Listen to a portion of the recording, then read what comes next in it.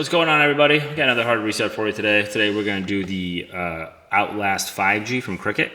If you have one of these and you have to do a hard reset because you have a pattern or a pin, you forgot what it is, I will show you how to do that. Just a reminder though, that when you do a hard reset, you will delete all the data off the phone. So if you do have anything important on here, it's definitely going to get deleted. Also, guys, one quick thing, if you guys haven't yet subscribed, we have a ton more of these hard resets and teardowns coming up, so we'd appreciate all the support if you could. But let's get right into this. First thing we're going to do is make sure that the phone is off, and it is. You have your volume up, volume down, and power button right there.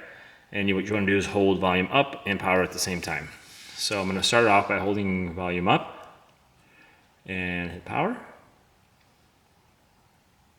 And then it brings us right into our bootloader option. Your volume up will scroll and volume down will select, and we want the arrow to point under recovery and then hit volume down. I know sometimes you hit it and it just like doesn't do anything. It's working, don't worry.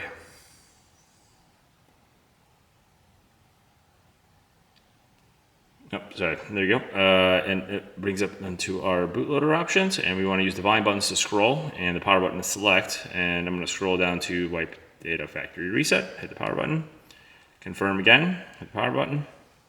Now it's deleting.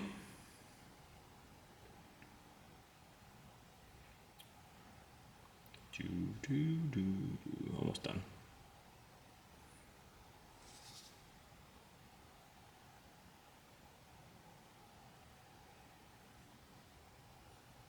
It's almost had a lot on it. It's taking a minute to actually delete all the data.